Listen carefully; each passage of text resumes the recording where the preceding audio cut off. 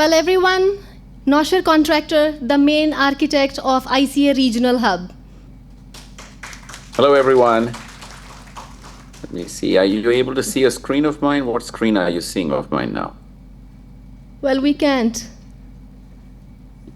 You're not seeing a screen. Oh, it says your screen sharing is paused. Okay, I think I might know why.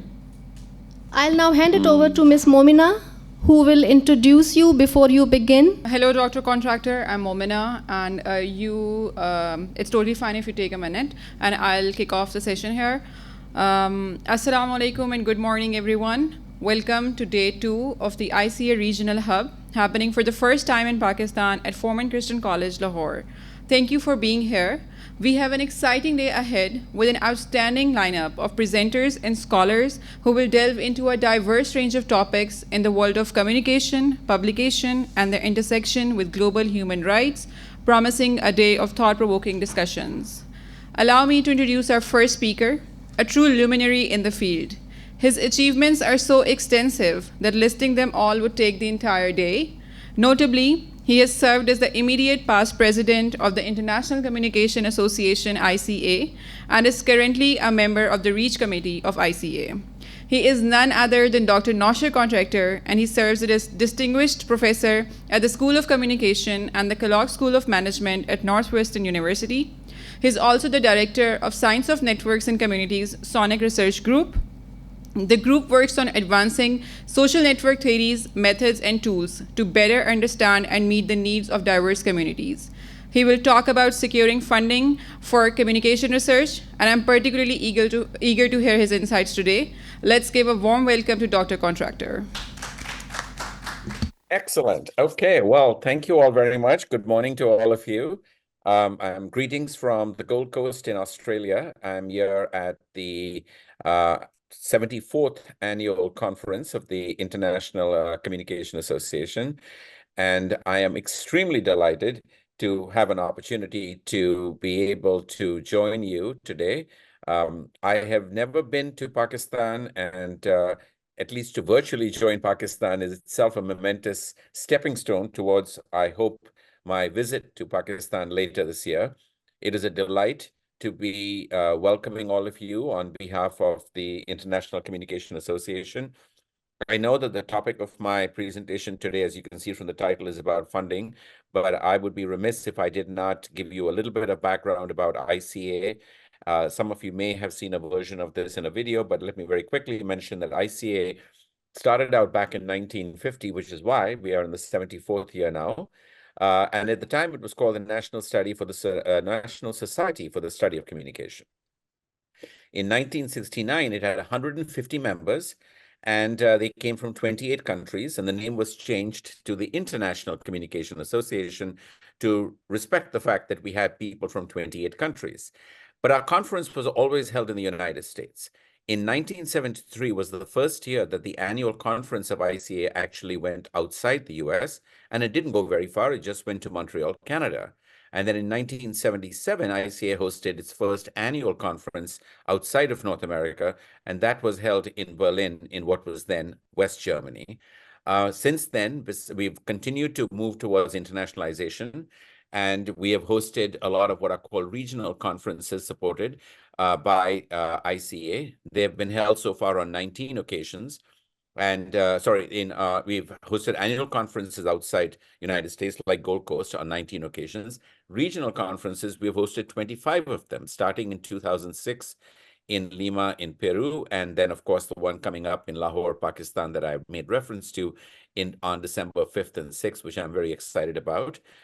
In addition to these regional conferences, we've also at ICA sponsored affiliate conferences, which are all outside the USA, mostly in the global south. Again, representing topics that are of great interest to ICA, and therefore we wanted to include our branding on it. And then finally, starting during the pandemic, we created regional hubs, of which you are actually part of that innovation that we have just created.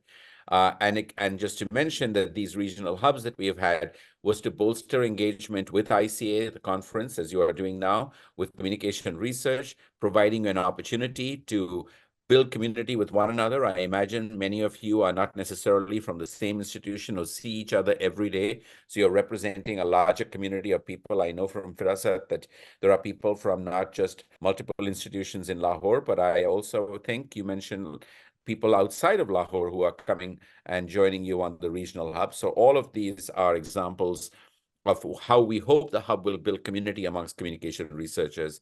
And then finally, take that community and turn it into research networks and infrastructure to be able to advance our understanding of communication.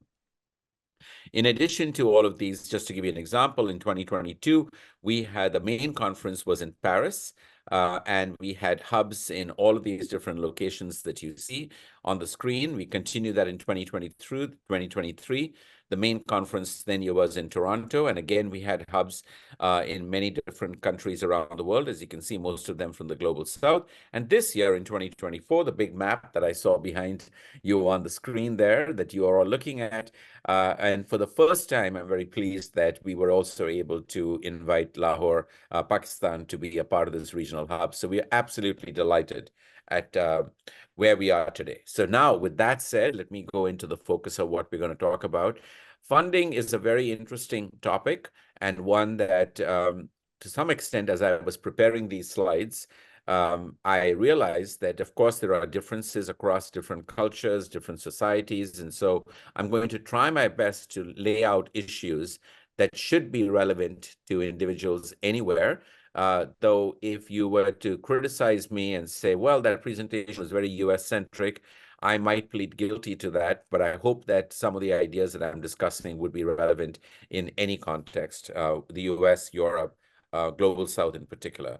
And I think that this is an important issue because it is certainly the case that a lot of research that happens in the areas of communication may require some kind of funding and some kind of sponsorship.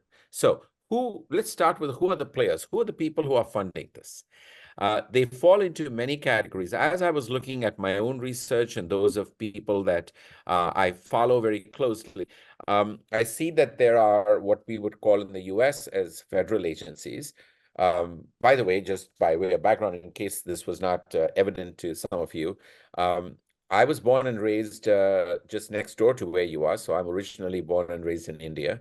And went to an undergraduate degree in electrical engineering before I ended up switching and getting a PhD in the field of communication. So when I say federal agencies, I know I'm talking about US jargon, at least in India, and I suspect in Pakistan and some other places, we will just call this central government agencies.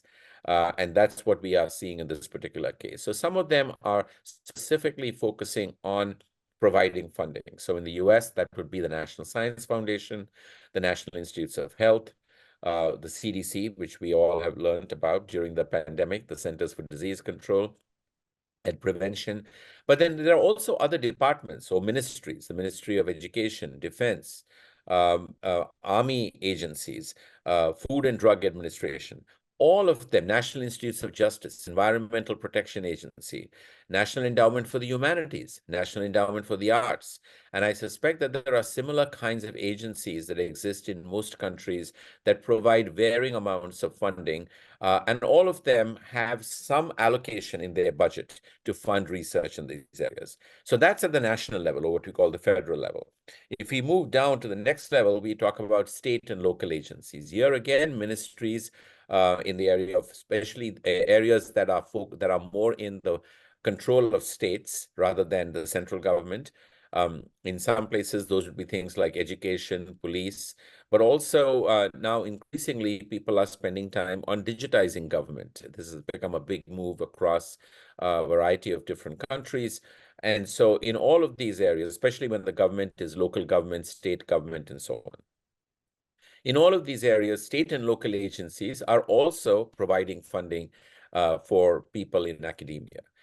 This brings me to an important difference in word, and that is, I said often contracts. Well, there is a big difference in funding that one should be familiar with. Whether the terminology is different or not, doesn't matter. There are some types of some types of funding that is called as grants, and other type of funding that is called as contracts. Grants are typically given to people who say, I would like to explore topic X, and they are granted a certain amount of money to pursue that particular question or explore that particular issue. There is general expectation that you will do what you propose to do, but there is not a very high level of monitoring on a day-to-day basis that says, are you doing exactly what you asked to do? Here were 6 bullets you told us. Are you actually delivering on exactly those set bullets? So grants give you a certain amount of flexibility. Grants also give you the ability to see, I propose doing X, Y, and Z, but things have changed. When I proposed this research, there was no such thing as ChatGPT. But now that we have it, I would like to adapt my research to take advantage of changes. That's not a problem with grants. The second funding stream is what we call as contracts. And contracts, unlike grants, have very specific expectation. It is a contract. And it says, I am going to give you this much money in exchange for you doing this. What would be examples of contracts in the case of state and local agencies? This money, this funding will often be contracts. So it could be situations like, I want to see the impact of a particular kind of technology in the classroom. I want to see how a particular communication technology, for example, impacts what is happening in a particular educational setting. I want to see how technologies is affecting communication within certain government agencies or between certain government agencies. And that is often stuff that would be a contract where you generate a report where you're provided the funding, but you have a very clear-cut deliverable with a very clear-cut timeline that by such and such a date, you need to provide this report. Sometimes those reports also will include recommendations that you want to do. So when you have funding that is associated with a very clear deliverable and essentially a service that is provided, those kinds of funding streams are called as contracts. Now, again, there is nothing wrong with that. The people who provide contracts are not looking to you for advancing science. They are looking very practically at taking whatever you know from your science. They take advantage of your academic background, but they are very much interested in what I would call outcome-oriented research. They're trying to make a change, and they are trying to use your knowledge and use the benefits of the insights you have to help them with that. Outside of national agencies and state and local agencies, there are lots of international agencies that are also interested in funding research around the world. I put the EU framework out here. It's not the 7th framework. It's actually moved up. I made a typo there. But the European Union has a framework program where they provide a lot of funding for research. It's international, not just because it is across the European Union, but the EU actually has provision that they will fund research that includes European countries, but also includes other countries, especially in the global south. So it is quite common if you look at EU calls for proposals that they will say that as a European country, and it's often multiple European countries have to submit a proposal, not a single one. But they will say, please consider having partners from other parts of the world, especially the global south. And that's one thing, that's one way in which when you talk to your colleagues in Europe, you can build those partnerships. It is less true, ironically, in the US, but in Europe, they are much more willing to do that. Of course, in addition to that, there are much more traditional international agencies like the WHO, the World Health Organization, the World Bank, the IMF, UNESCO, the United Nations Development Program, International Telecommunications Union. All of them have provisions. These are not well publicized typically. So you have to go look for them and see the call and see exactly how it fits what you're trying to do. In addition to these sort of NGOs or government or non-government organizations, there are also private foundations. Like in the United States, there are foundations like the Ford Foundation that does a lot of work in education, especially in the developing world. The MacArthur Foundation, the Rockefeller, they all have very specific objectives that they focus. For example, the Gates Foundation is very much committed to global health issues. and they have funded research almost exclusively outside the United States when it comes to global health. And then there are other foundations. Some of them have more of a political sort of preference, a political bias. The Open Society Foundation is an example of one that tends to be more liberal. And so there may be issues that you should be cognizant about when you take money from some of these foundations, because that may come with a certain ideological or a political bias. Besides the private foundations, there's also corporations that do a lot of work in this area. Companies like Procter and Gamble, companies like Boeing, which of course is in the news lately, but also a lot of other companies. Some of that would be consulting work, some of that may be contract work, but it is still an opportunity for you to be able to take that contract work and then see if there are some research questions that you're going to be answering. So the work itself may be very applied, but in the process of doing that work, you're able to also answer certain research questions. It also turns out to be a very good way for students to get exposure to some of these things. Finally, at least in my experience in the US and in Europe, and I don't know enough about your particular, what happens at Foreman Christian or at other universities, but there would be funding that is also provided at the university, college, or department in what is called as seed funding. The reason it's called seed funding is because typically the funding is supposed to be like a seed. You put it into a small plot of land and you see if you can get something to sprout and grow a little bit.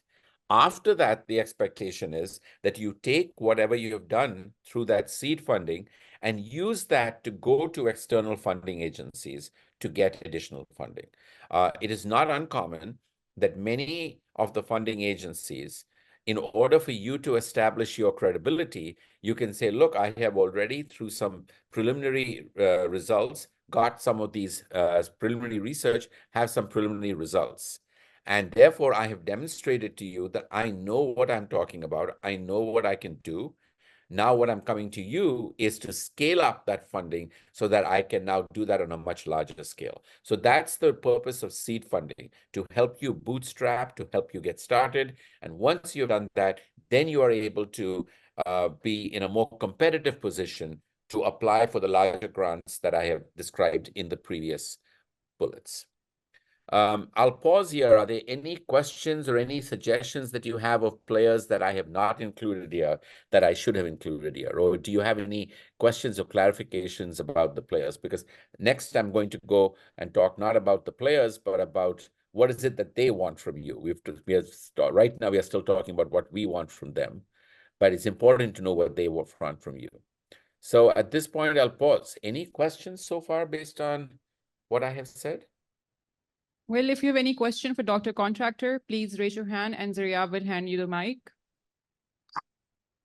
And feel free to call me Noshir or Nosh rather than Dr. Contractor. It makes me very nervous when people call me Dr. Contractor. I'm not used to that. Oh, well, thank you. I have a question. Yes, please. Yes. Thank you, Doctor, for providing a comprehensive detail of different funding agencies. Thank you so much for that. But there is just one concern that when it comes to Pakistan, we need to know that what type of platforms are there which may provide and extend support for the Pakistani students and researchers. Yes, so I must confess that I am not able to answer that question. I can do research on it to find out what kinds of platforms may exist, but I'm assuming that by platforms you mean are there certain specific institutions that are providing the funding? Is that what you're asking? Yeah, I think so. I'm looking at your nonverbals or.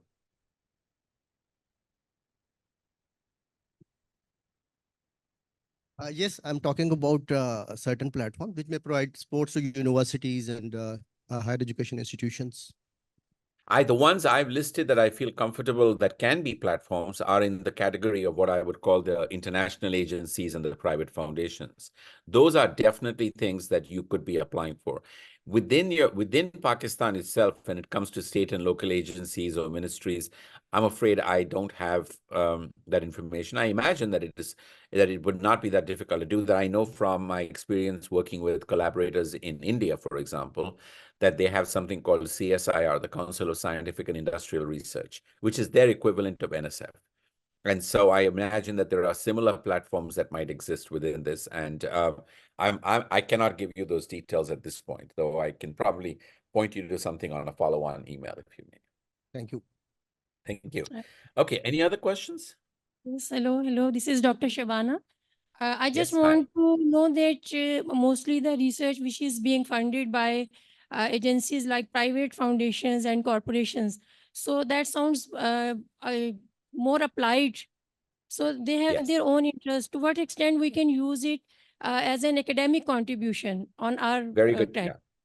Very, very good question. And as I said, in fact, I think I included that in my abstract as well. And that is, we need to make a distinction between research, funding that is available for what I would call basic research and what I would call applied research. Now, that's a continuum. It's not a clear dichotomy because I don't know if you're familiar with Pasteur's quadrant.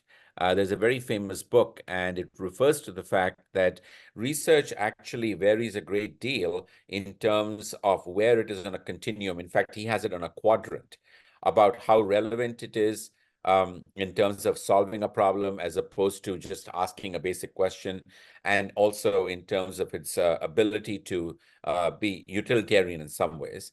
The book is called Pasteur's Quadrant because they argue that Louis Pasteur, for example, he did do basic work on understanding bacteria, but it was clearly towards the goals of helping build what we now know as antibiotics. So there was a very clear solution in that. But people, for example, who are studying astronomy, or even in our field, people who are doing some very basic understanding of how society is critically being changed through certain kinds of mores, certain kind of political, technological shifts that are happening, that doesn't answer the question, so what? Sometimes there is some very basic research that is not focused on so what. And we do want to fund that research. And in fact, agencies do fund that as pure basic science. So let me address your question by seeing if I think in the next couple of slides, we might get at that. The short answer to your question is there are places where we can apply for pure basic science who have no interest in applied work. And then there are other places where they have no interest in basic science. You can do that if you want, but they want a problem to be solved. And that's at the applied end of it. And contract work often falls into that category, while grant work often falls into the basic science category. I see that your neighbor had a hand up. Does she want to ask a question? Okay. Dr. Contractor, and we welcome you virtually to Pakistan because now we have got a hub, ICA hub in Pakistan. I just want to ask you that now you have established another hub in Pakistan and you found that on board there are so many scholars and researchers who are relevant with the academics and obviously with the professional field. And you said that these agencies are more concerned with the people like you who are under their premises. So would you offer certain projects to the Pakistani scholars and researchers? They come on board with you because you have the opportunity to get funding, and you can have, because we are the global south people, and you said that these agencies are very, very much interested to know about the global south.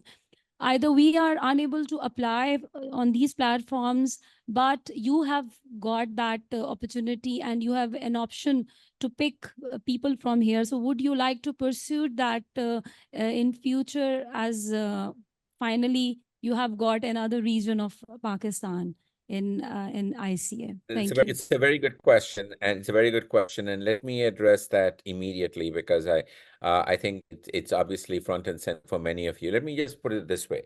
I certainly know that I will not only speak on my own behalf. I know that many researchers who may not be in the global south but are passionate about issues connected with the global south often will partner with scholars in the global south, and they chances of getting funding are actually increased exactly because they have these partnerships, right? Because people who are funding agencies that are trying to fund work in the global south are very, very suspicious of a Western scholar who says, I'm going to go parachute into this global south country and do research there and then come out again and tell you everything without them knowing enough about what is happening in the global south, right? So there is, it is not entirely altruistic for scholars to be able to partner with the global south. And I can tell you that I personally have done that, not in the context of Pakistan, of course, collaborations with colleagues in India, but also in other countries. I've done work with scholars in Kenya, for example. I might touch on it if we have time, but I'm mindful of how much time we have left here. But I want to clarify, it's not just me. There are many scholars doing it. And one of the things that ICA can do for you is help do what I would call matchmaking and say, who are the people in Pakistan? What are the kinds of strengths they have? What are the kinds of interests they have? What are the kinds of expertise they have? And be able to match that with their counterparts within the larger ICA community. And sometimes that matching might mean not to go to a Western scholar, but to go to another global South scholar in certain other parts of the world, right? Because they also can share common interests, and being able to do comparative research across global South is also of great interest, both from a science point of view, but also in helping address societal challenges. So I think that those are really important opportunities that we have here. And I think the reason we want to be able to reach out and help ICA have a presence in these different areas is exactly to facilitate that. One word of caution. And the caution, it goes as follows. There has been historically a situation where even when it's not just that the Westerner would by themselves parachute into a global South and conduct a study and go out without any context, but often you'll have a Westerner come into global South and essentially shape the terms of the research by themselves and simply use those on the ground in, say, Pakistan to be their lackey. I don't know if that word means something to you. In other words, just do my bidding. I'm telling you, I've already defined the research. I've defined the research questions. All I want you to do is be on the ground and help me conduct my research. And yes, maybe I'll add your name to a paper, or maybe I'll just give you money to do that kind of work, to do the surveys, to run some experiments. But they don't look at the Global South as an intellectual partner, rather as a service provider. And that I think you need to be very, very cautious about, because I work very hard to make sure that we don't do that.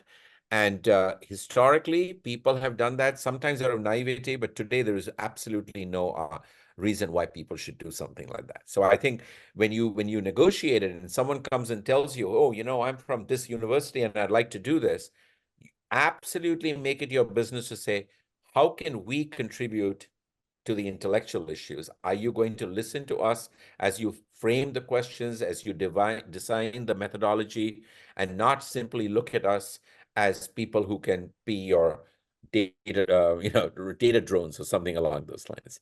So I think that's important to think about. So good questions, excellent questions. Let me go through a couple more slides here, and then we can pause for more questions.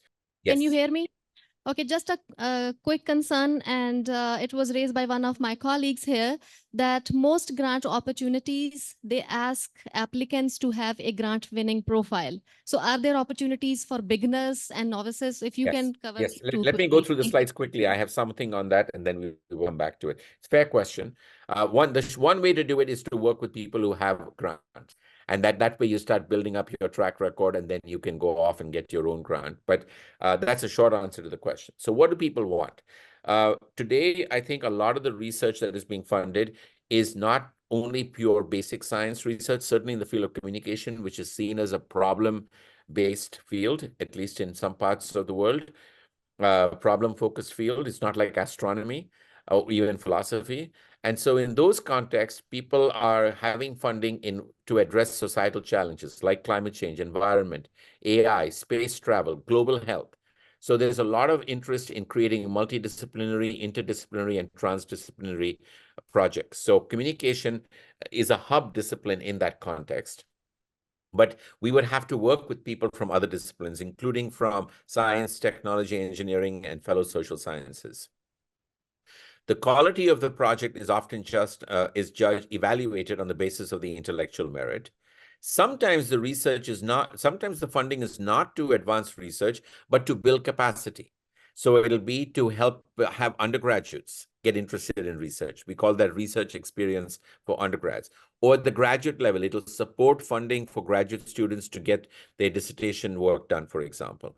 It could be for junior faculty. Now, back to your question, Firasa, these are grants that are exclusively available only to people who have never received a grant before, because it is meant to help people get started on their funding. And again, have what they call Young Investigator Awards. On the other hand, they also have awards for senior people, etc., that are there. Some grants are focusing on workforce diversity. So they'll give you funding, but that is to bring more minority people, to bring more women, for example, into the research community. Others are to have workshops where you have people coming together to talk about a topic, not to actually do the research, but maybe to design the research agenda. What are the research topics that we should be discussing? We call those workshops. Increasingly, there are attempts where you will get funding to go and see if you can get data from large numbers of people. And most recently, and one that I am very involved in, again, right now, putting together a proposal, is building international partnerships in research and education.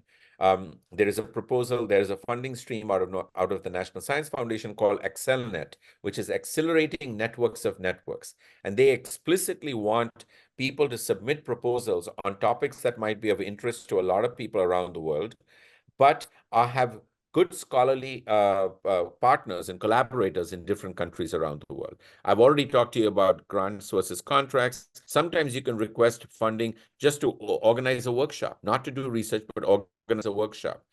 In the US, these range from the total number of projects that we get ranged from between 50K to 30 million K for 1 to 5 years, mostly I would say in 300,000 area. And at least in the US, and I don't know what it is in Pakistan, you have preparation time typically between 4 and 12 weeks. So someone will announce a call and say, please submit a proposal in the next 4 weeks or up to 3 months. That's how long the call will be out there, and you need to be able to support something in that context. How are they reviewed? In some cases, these proposals are reviewed by your peers, your scientists, fellow scientists. It's anonymous, just like a journal submission. You won't know it, but someone else will be reviewing a proposal and rating it. In other cases, the government agency or the federal agency or the private foundation will review it internally themselves. They will not ask your peers. They will just do it on their own. And in many cases, at least in the US, when you ask for a certain amount of funding, some of that money is actually taken by your university. It doesn't come to you. And we call that indirect costs. And that is called as indirect costs because what that means is the university says, look, I gave you an office, I gave you gave you light, electricity, I gave you a ceiling or air conditioning, and in exchange for that, some of the money that you're getting from your funder, you should be able to send to this. So again, this is how you would do this. When you have collaborators, you sometimes need to decide, how do you want to handle your collaborators from different parts. In the US, at least now, most of this is done online. You have a website where you submit these. Again, I don't know enough about the Pakistani situation, but you are able to look into that.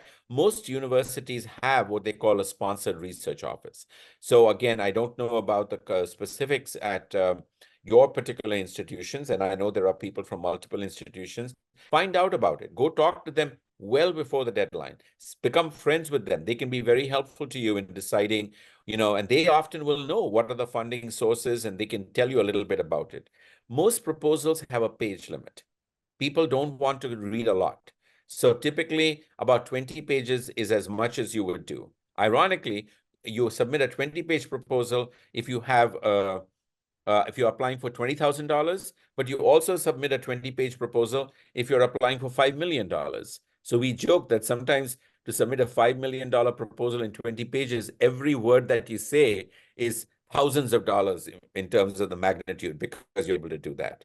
I'm going to wrap up here and just say there are a couple more things that I'll talk about. Sometimes these funding agencies says, I'll only give you money if you ask your university to match the funds. That becomes a little tricky because you have to go to your dean and say, look, I can bring some extra money, but we would need to do that. Sometimes they ask you to have people from multiple disciplines join you, otherwise they won't give you the money. They want you to be able to tell them exactly what are the intellectual merits, what are the broader impacts.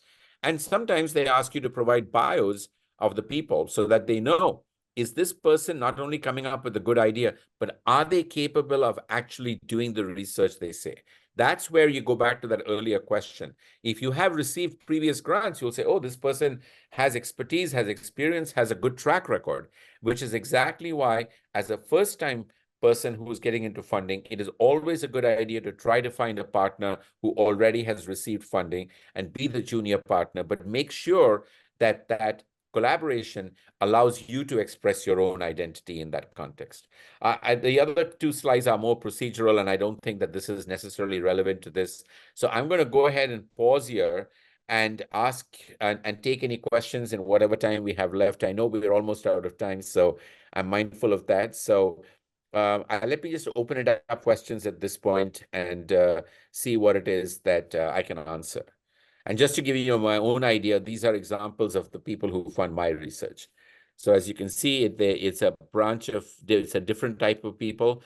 It's foundations, it's Microsoft Research, which is a corporate partner, it's NASA, it's the Army, it's National Institutes of Health, and of course, it's the National Science Foundation itself. So this gives you some idea of the people who fund my work here. Thank you for the insightful guidance. Actually, I just wanted to ask you what kind of research they have more chances of securing funding. Is it basic or applied research? Secondly, how can we communicate the value and impact of our research to the agencies to convince them and to boost our chances of securing funding? Both of them are very good questions. I think that in academic context, there is always going to be some interest in basic science more than contract work. When it comes to evaluating people, at least in the West, you get more credit if the research that you're doing is towards the basic science rather than towards purely on the consulting or the applied basis. On the other hand, personally, I think that we have enough problems to solve that if there are individuals who are passionate about solving problems, I feel that we should support them. And the good news is there is funding to be able to solve problems and applied problems. So I don't think that there is any reason to apologize if what you are interested in doing is applied. When it comes to the basic sciences, I think that today there is definitely a trend towards basic science that cuts across disciplines. That is, if you try to position a question or try to sell to someone the significance of what you're doing and say, I want to do this purely in terms of communication, I think that today's world is so complex that people are expecting that whatever research, even basic research you're doing, cannot be handled by a single discipline. And they would want you to partner and have as collaborations people from other disciplines. Now, it could be you can say, look, I'm an expert in communication and I'm an expert in psychology and I know computer science, but most of us don't have the training and the breadth of training to do that. So the next best thing is to say, okay, well, I have expertise in this particular area. Let me go find partners who are experts on other areas. Those are the ones that I have found to be the most successful in persuading someone that you are able to solve a problem that people would say, yeah, this cannot be solved by a single person, but it can be solved if you bring a group of interdisciplinary or multidisciplinary or transdisciplinary research together. So that means you need to go talk to people from other disciplines, perhaps read some of what they've done and see if they can solve it. But again, I will give that same caution that I gave about partnering with Western scholars. Don't allow a person to come and look at you as providing service. Especially in engineering, there are lots of places in engineering today where they are told you should have a social scientist on your project. So they'll come shopping around to try to find someone from communication or other social sciences. But they don't really want to engage with you. They're only doing that because they feel that their chance of getting funding has improved because they have a token social scientist on their project. Be very wary of those things. Make sure that you work with collaborators who respect what you have to offer, who value what you have to offer. Thank you so much, Dr. Contractor, for your insightful panel. As a grad student, I've learned a lot from your panel, especially practical tips on securing funding. If you can, please share your slides with our team. We would love to Happy to share it do with our that. participants as well.